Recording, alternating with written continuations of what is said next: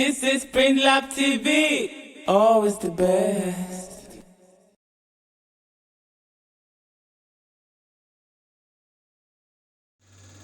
Hi everybody, it's Danny Roy, yeah, and I just wanted to do a video to help aspiring vocalists, singers, songwriter, really to be able to understand vocal pedagogy and music in general. So just be with me as we go on. So the first thing that you should understand in vocal pedagogy is that, and what is vocal pedagogy? Vocal pedagogy is the teachings of vocals, teaching, because vocal is the instrument of singers, of musicians. So it's teaching you to have a great understanding of the voice in general, used for singing, used for music. So that is what it is. Now we're going to go through a lot of elements, a lot of categories, a lot of classes for you to understand fully what vocal pedagogy is. So by the end of this lesson, you'll be able to learn how to sing, how to apply the right methods of singing, and how to know what is false in vocal teaching, so you not damage your voice along the way, and how to know the right methods. So you learn a lot. And the first thing in vocal pedagogy is posture. Now, and this helps a lot because as a singer, once you have a good posture, it helps your breathing. And when you learn your breathing, you should learn in posture. You should learn in the right posture. You have your head in the right place, and the balls of your neck. You have on your neck, then you have your feet where you should be. You have your hands where you should be. You have all parts of your body where you should be. You should not stand, hunching your back over. You should not stand pushing your chest so high. You should have a relaxed poise. You should have a relaxed posture. But you should also stand well while singing. So you work on it. And it helps breathing. Once you practice good posture, it helps in singing a lot. Good posture helps a lot. Just imagine bending your back and trying to sing and hit a high note. It doesn't sound well like. So it's best when you have a good posture in singing. And so, first of all, before we continue, we would like to understand how sound is produced. First of all, the breath is taken in. And when you take in the breath, then sound is initiated in the larynx. And as the larynx includes houses your vocal folds and your vocal components. Then the vocal resonators, that is the vocal resonators in your body, it amplifies the sound. You have the spaces in your nasal cavity, in your head cavity, and your body, so it amplifies the sound.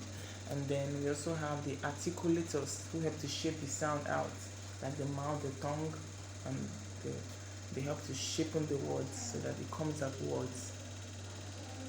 Now, so we continue. Now, why posture is very important again is that it helps you sing on and on without getting tired easily, because your breath has a free way of flowing, because you have proper and good comfort, and also your vocal components are so relaxed and able to function well because they are in the right poise, so that you can be able to sing without getting tired. You can be able to sing effortlessly without strain, and the right muscles, the big muscles in your body, we are supposed to control breathing and control sound. We hold it so that you don't put strain too much in your larynx and begin to squeeze tight when trying to belt out the note.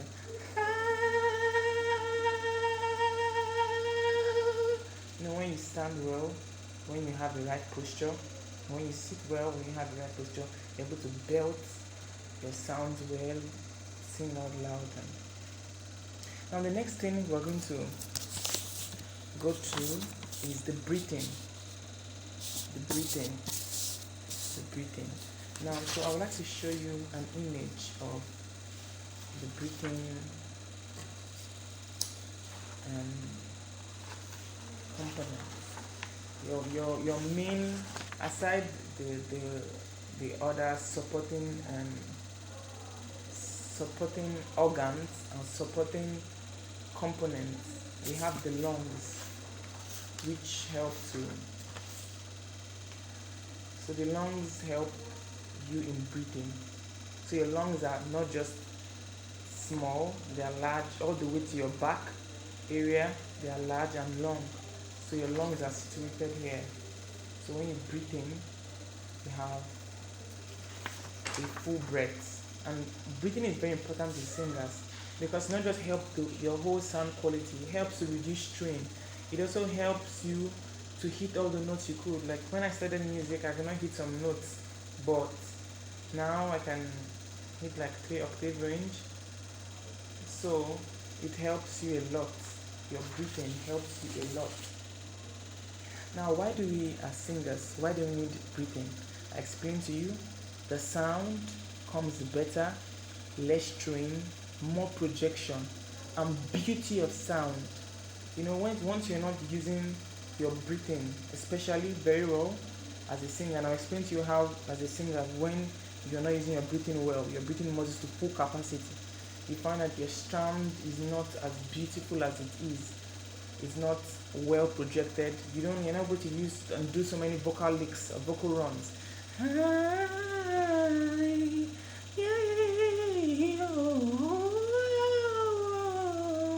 So all those vocal runs and vocal ornamentation, it's not going to be easy for someone who breathes the wrong way. Now, how do you breathe the wrong way?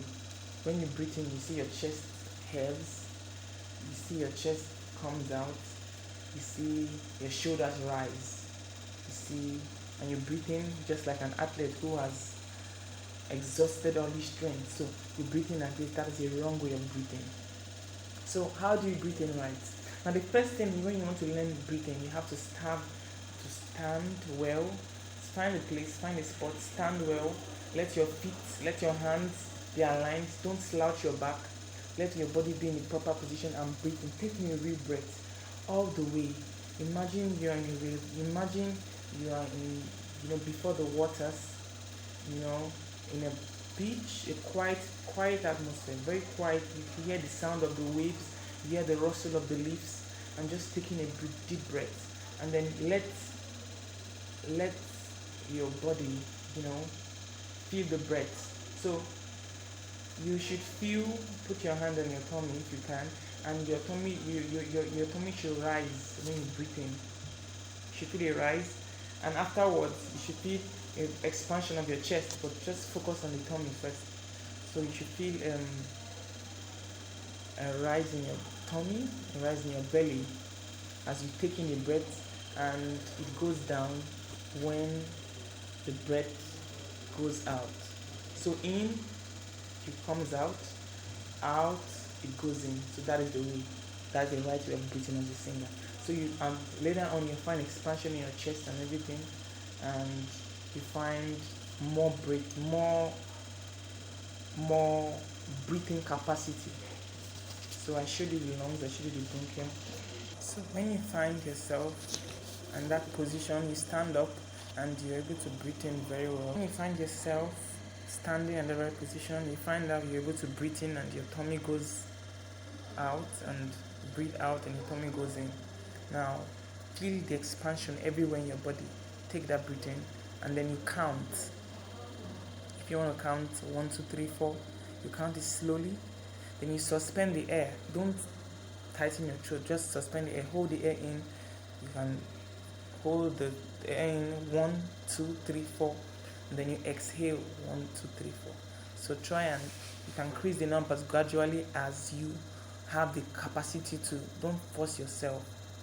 You can also breathe in and breathe out through your nose, you can take in the air in your mouth. So it depends on how, just to enlarging your nasal cavity.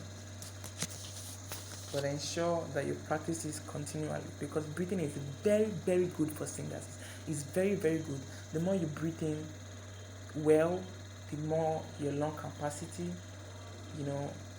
you feel in the air in great capacity, the more you're resourceful in music and singing. It's very resourceful in music and singing. Now, we shall move on to resonance. Resonance is what makes your sound go wild, if I may use that word. Now, when you sing or when you make a sound, the vocal folds, let me show you. The vocal folds, they make a small sound, vibration. But the resonance is what makes it strong, louder, and more powerful. So when you have a more resonant voice, not everybody has a big voice actually, but when you have, I don't even have that dramatic voice, that very loud voice. But once you have your resonance worked on, you can be able to sing out loud, build high notes, and sing well.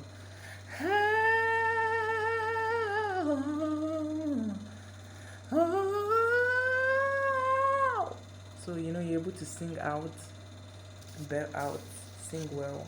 Your resonance cavity is working well. You're able to sing strong and bring out good sound. It's very good sound. So resonance is important, and once your breathing is worked on, then you go to resonance. Resonance includes nasal and head resonance also. Nasal and head resonance helps to make the sound more beautiful. Is everyone been singing, I just want to go somewhere? It doesn't sound full, it doesn't sound powerful, it doesn't sound beautiful. I just want to go somewhere.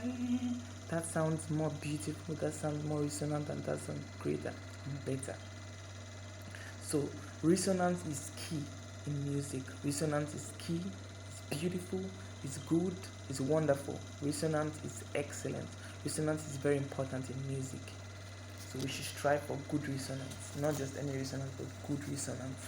So, and one of the exercises you can help to do is to pronounce the word hung, then add some vowels in it. H-U-N-G, hongy, honge.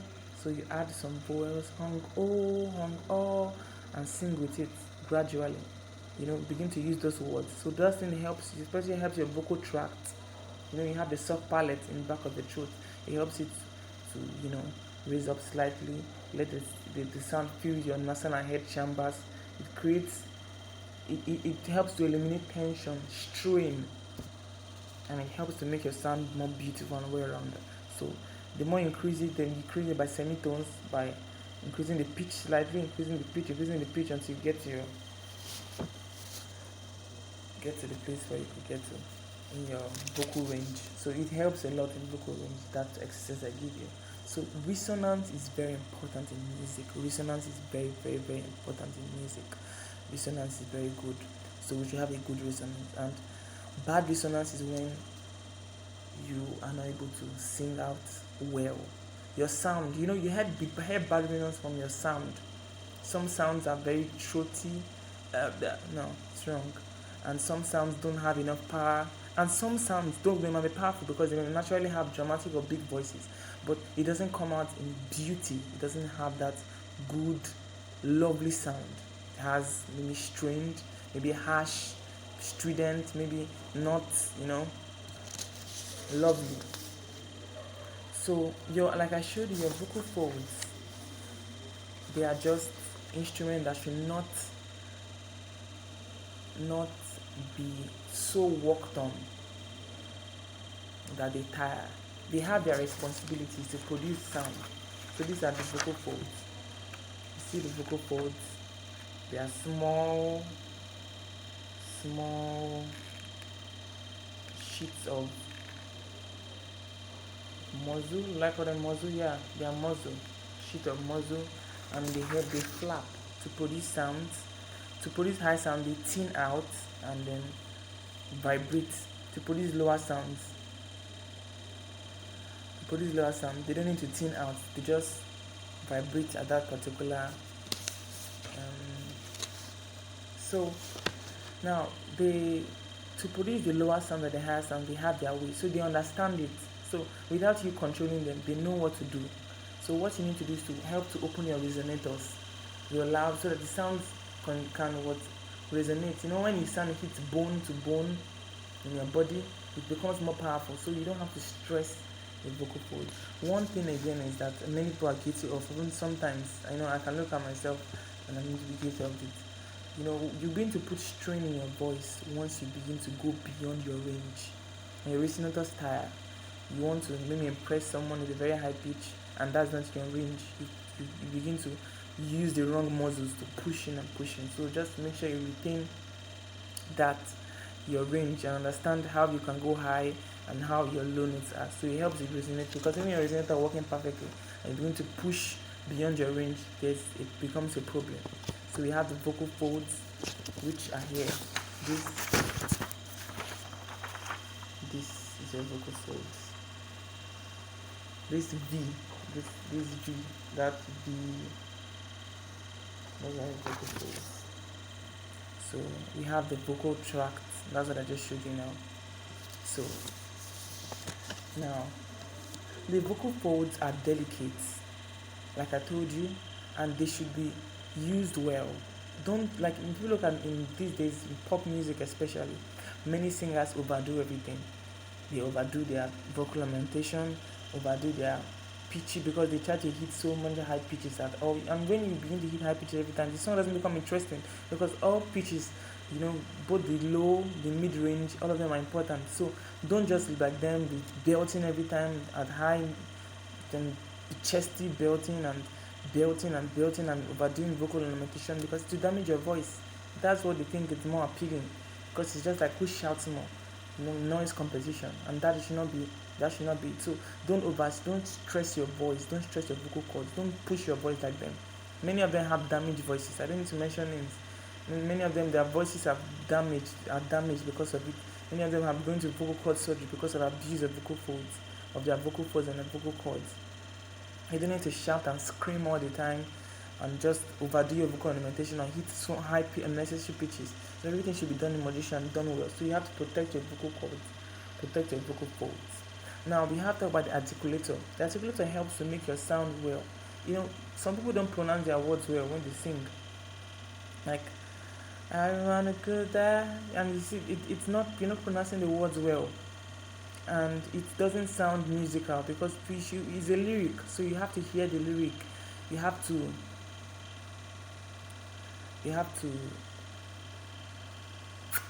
understand the lyric, understand what you're saying. I just want to go there.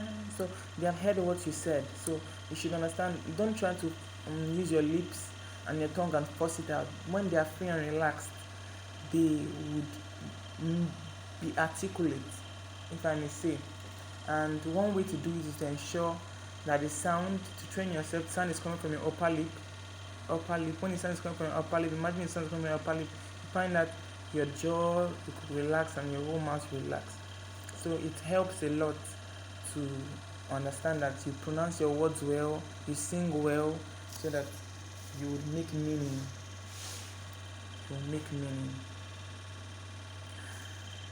Now, so I enjoyed speaking about this. So let's go to the next topic, talking about music reel. Now, one thing that we should understand to be a better musician is to be on key, be on the right key, be on the right pitch. We have many notes. We have C, D, E, F, G, A, B, C. And we have the sharp. The sharp are higher notes. They are higher. Then the flats are lower.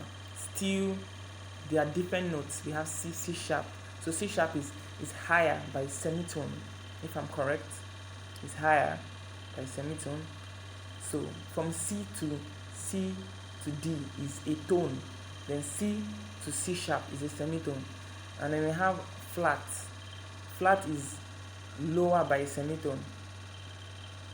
It's lower by a semitone. So we should understand that, get ourselves familiar with tune, sounds. When you hear music playing, you try and fit in your sound. They understand that there's pitch. So when somebody is playing like say you're singing, playing, da, hold me, are you love? But singing is playing, da, I'm playing, holy are you love? It sounds off the key and off the pitch. And I see some people that they don't listen. So when you listen more, you pay attention to the music, you find out you're on pitch, you're on key. And one thing that helps again is master dynamics. Know when to sing loud, know when to sing softly. It helps. It creates a beautiful impression in singing. If everything is just loud, like some musicians, it's terrible. If everything is just soft, like you can barely hear, it's terrible. So know how to understand dynamics and don't overdo dimension. Dynamics. Some people say, I just wanna say it's so loud and soft and so loud and soft. No, you know when to use your dynamics well. The dynamics is just about how loud the sound or how soft the sound is. We have pianissimo, very soft. We have allegro, if I'm correct. We have forte, F-O-R-T-E, that's loud. We have so many other sounds. I don't think allegro is part of them. We have forte, we have pianissimo, we have piano, which is soft. We have so many others. Now, the next thing is practice your breathing. Practice your breathing very well. Make sure you practice your voice and your vocal control and warm-ups if you can to help you a lot. Don't overdo your warm-ups and just go and search anyone, and just, search for any video that doesn't suit your voice. Let the warm-up suit your voice. Let it be in your range and do a good warm-up. Now, use vocal ornamentation. Vocal ornamentation is not just a stylistic effect because you just want to show off. It helps to express your emotion. Oh, hey, yeah.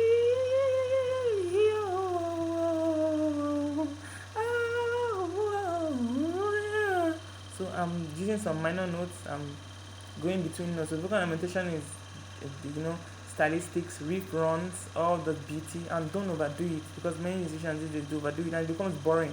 It's like you're just making noise. Know when to put it, know when to not put it, and you do beautiful singing and make sure you understand your voice. That's one of the most important things. Understand your voice so you don't push strain on it, so you don't go beyond your vocal range, especially, and your vocal limit. So everybody's voice has a limit. So understand your voice, practice hard, and you'll be the best. So one advice I give you to musicians and the singers and vocalists: learn well, study well, and be your best. And nobody can have a voice like you. You are the best version of yourself. So always understand that nobody can be like you. So you have a unique voice. So work hard on yourself and you progress and get to the top.